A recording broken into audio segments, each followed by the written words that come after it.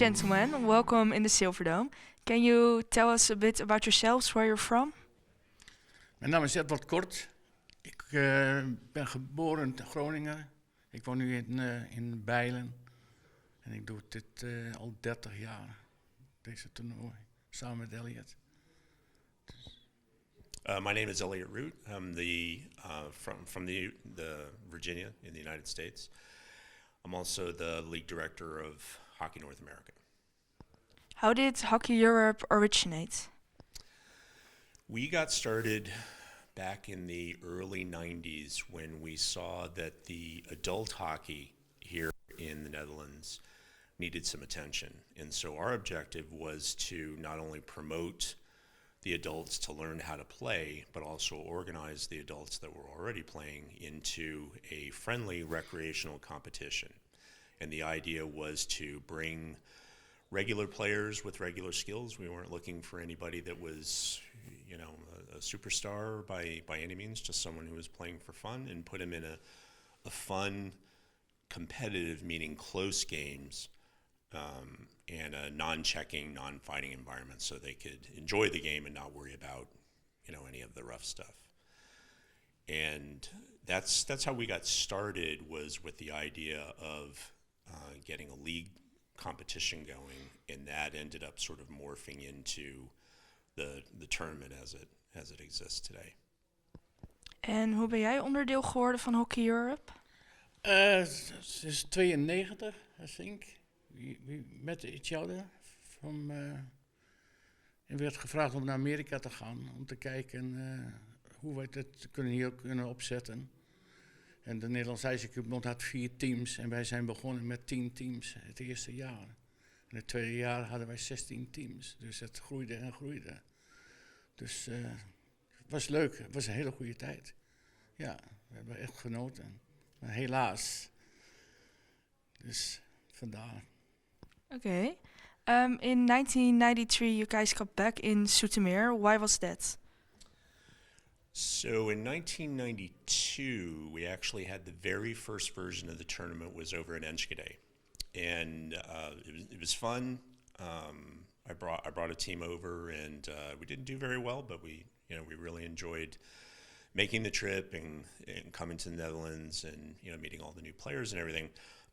But for me, as a person who runs tournaments for a living, I wanted to do something that really had, for lack of a better term, sex appeal back home. Something that was really special, a unique experience and again, we're the regular recreational player, and give them the ability to experience something that they had never done before.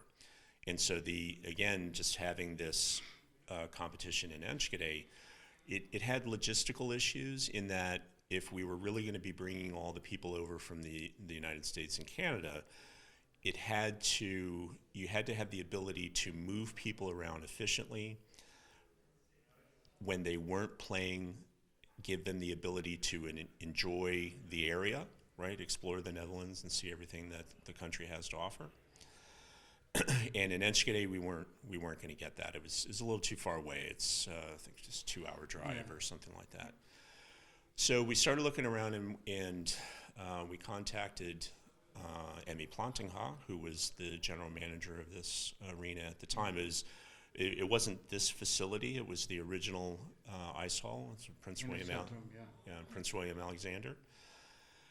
And she made the whole weekend available to us. And when we started looking around, then everybody started to get excited. We were like, the train station goes right to the hotel. There's 2 big hotels right in town. They're close to the arena. Now all of a sudden, all the logistics works. We can go pick people up from the airport.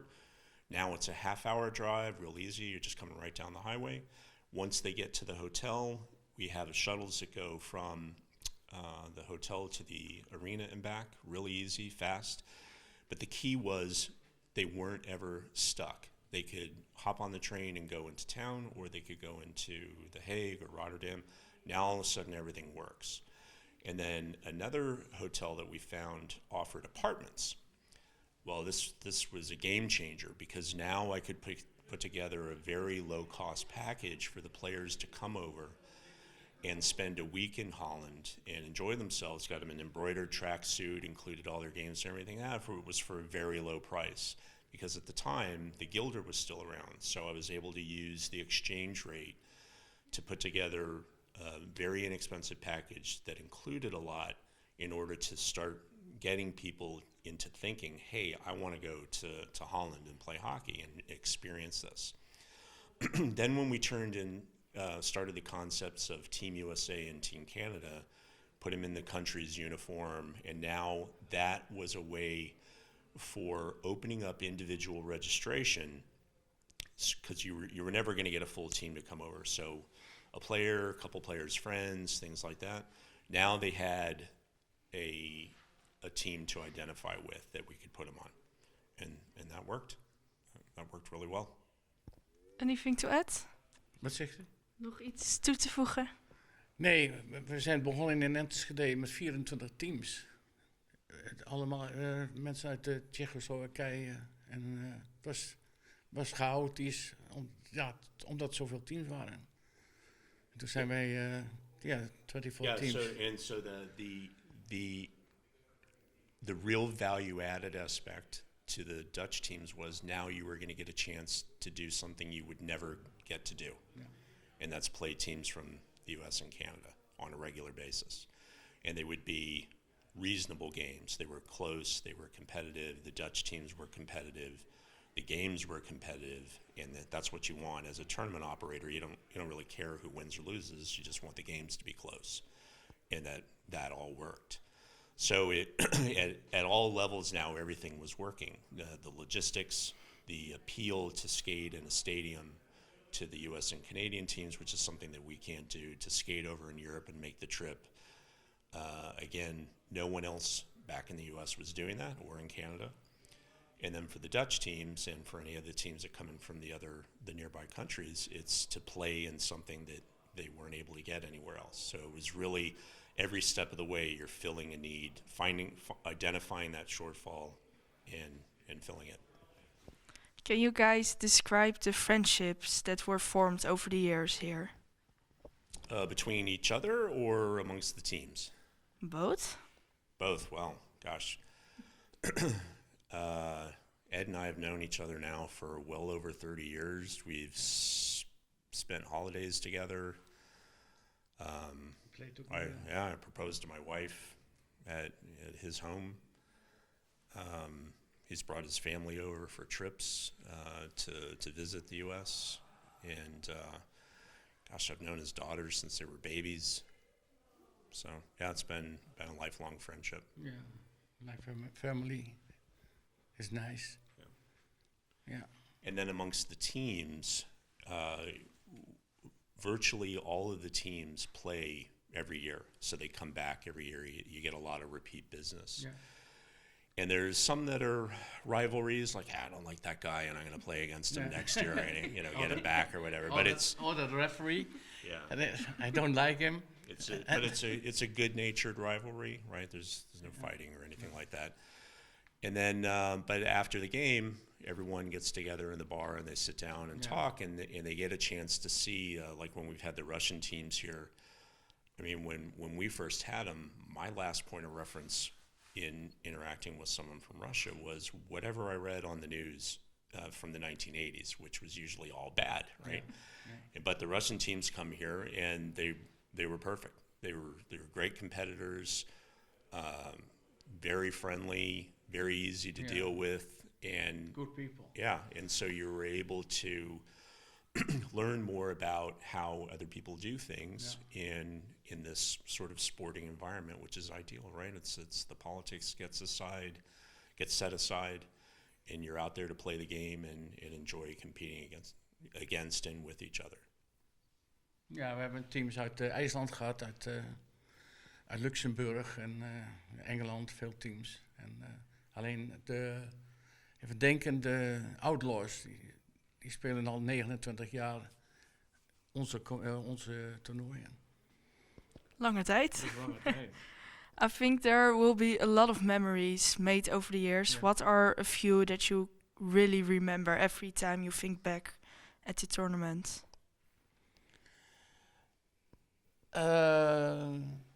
Het gaat heel goed met elkaar omgaan. En dat vind ik toch heel belangrijk. Zoals de wedstrijd, iedereen wil winnen. En het is over.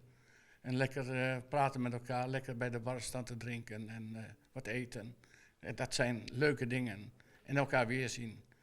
Na elk jaar weer. Dus dat is altijd weer een happening. Dus ja.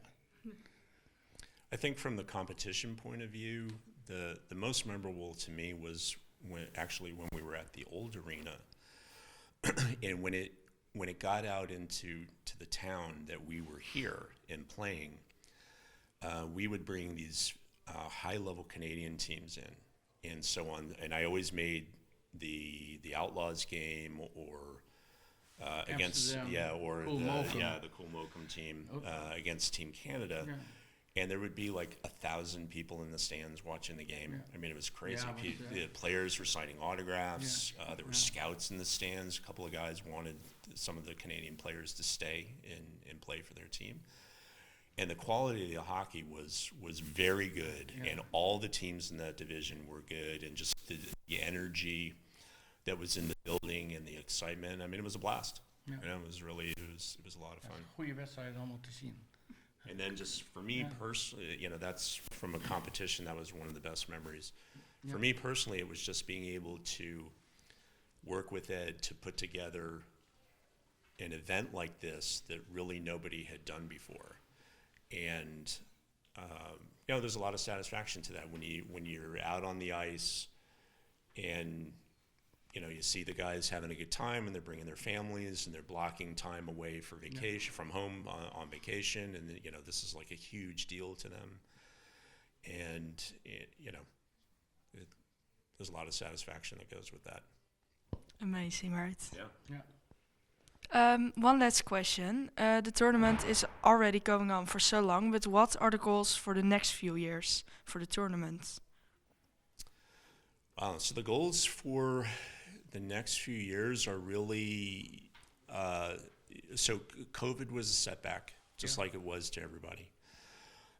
In fact, when we came here last year, that was our first time returning to Holland after 5 years. We couldn't believe it. Wow, it's 5 years already that we haven't been here. And so last year and even this year, it was really just getting things back established and up and running. And that was a big challenge. We had one of the hotels is closed. I know the airport was having issues for a few years. That's all calmed down. So it was really just getting everything back up and running. And then you can have the confidence to start marketing it out to the other teams and to the other countries. And so last year when we were here, I didn't even bring the US or Canadian players because I wanted to see for myself that everything had settled down and it was pretty well back to normal, and it was. And last year was a fun event, but this year it's really the first time in 6 years that it's mostly back to normal, where you have, you know, sort of the real international flavors in terms of participating teams from the different countries. And so for next year now I can expand that. I can go to our friends that live in Czech and France. England and France, yeah. right? Yeah, and be able to market to them with confidence that everything's back to normal. Ja, het is een mooie tijd. Echt waar. Het is al heel veel spanning weer. Het is, na zondagavond is het altijd lekker relaxed. En met z'n allen even uit puffen. Dus het zijn drukke dagen. Maar mooi, ja. Well, thank you very much for your time and good luck this weekend. Yeah, Dankjewel.